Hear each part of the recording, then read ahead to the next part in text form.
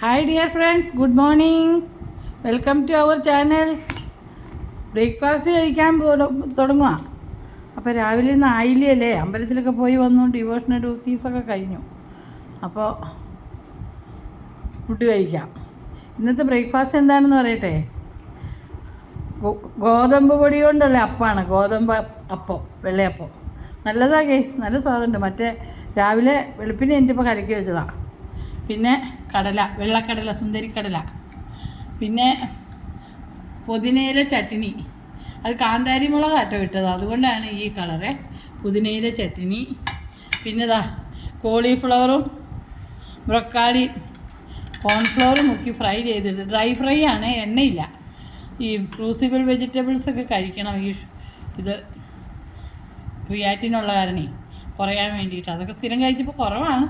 ഇതൊക്കെയാണ് എൻ്റെ വിഭവങ്ങൾ. ഇത് ഗ്രീൻ ടീ. അച്ഛൻ കഴിച്ചു തുടങ്ങി. അച്ഛൻ ഈ അപ്പം തന്നെ ഇന്ന് കഴിക്കണേ. അച്ഛന് പുട്ടുണ്ടാക്കാമെന്ന് പറഞ്ഞപ്പോൾ അപ്പം മതി എന്ന് പറഞ്ഞു.